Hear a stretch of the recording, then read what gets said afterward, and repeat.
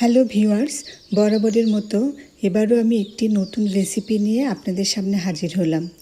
যে রেসিপিটি আমি আপনাদেরকে আজকে দেখাবো সেটি হচ্ছে চানা পাপড়ি চাট, যা কিনা ছোট বড় সবাই খেতে পছন্দ করবে। এখানে আমি 2.5 কাপ সাদা বুট নিয়েছিলাম, যা কিনা রাতের বেলায় আমি ভিজিয়ে রেখেছিলাম। এবার এর মধ্যে আমি একটি টমেটো হাফ করে দিয়ে দিব, একটি আলু কেটে দিব এবং কিছু পেঁয়াজ কুচি, সামান্য হলুদের গুঁড়া, একটু আদা বাটা আর লবণ দিয়ে এবং 2.5 কাপের মতো পানি আমি এর মধ্যে দিয়ে প্রেসার কুকারের ঢাকনাটা লাগিয়ে দিয়ে আমি সিদ্ধ হতে দেব। এই 6-7টা সিটি উঠলে আমি এটা বন্ধ করে দেব। এবার আমি পাপড়িগুলো বানিয়ে ফেলি। সেজন্য লাগছে 1 কাপ ময়দা, সামান্য পরিমাণে তাল মাখনা, 1 চিমটি লবণ এবং 1 টেবিল চামচ, একটু কম হবে, তেল দিয়ে আমি খুব ভালো করে এটা মিশিয়ে নেব। এরপরে অল্প অল্প করে পানি দিয়ে খুব ভালো করে মুছে নিব এবং একটি শক্ত টাইপের ডো বানিয়ে নিব। এবার এটাকে আমি কিছুক্ষণ রেস্টে রাখবো। এবার চলেন পাপড়িটা বানিয়ে ফেলি।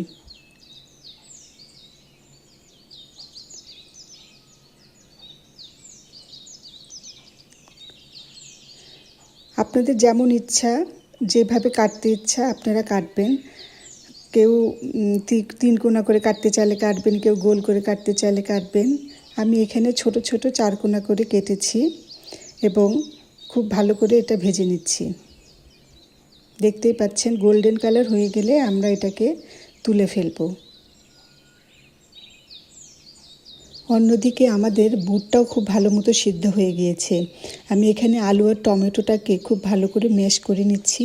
এবার এর মধ্যে কিছু মশলা অ্যাড করব।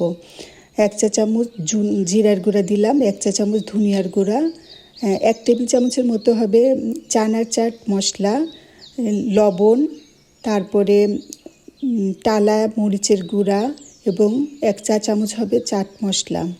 এবার আমি হাফ কাপের মতো হবে তেঁতুলের টক গুলিয়ে রেখেছিলাম, সেটা দিয়ে দিলাম। এখানে আমি হাফ চা চামচের মতো বিট লবণ দিয়ে খুব ভালো করে এটা মিশিয়ে নিব। এই তো আমার চানা রেডি হয়ে গিয়েছে। এখন যেভাবে পরিবেশন করতে হবে সেটা দেখা যাক। যে কোনো গেট টুগেদারে আপনি যদি এই আইটেমটি রাখেন স্টার্টার হিসাবে, তাহলে কিন্তু মন্দ হয় না। এবার আমি এই চানাটার উপরে কিছু শসা কুচি, ধনিয়ার পাতা কুচি, পেঁয়াজ কুচি, সামান্য চাট মশলা, তারপরে যে দইটাকে দেখছেন, এই দইটা আমি জাস্ট অল্প একটু চিনি দিয়ে ফেটে নিয়েছিলাম। এবার ওই দইটা দিয়ে দিলাম।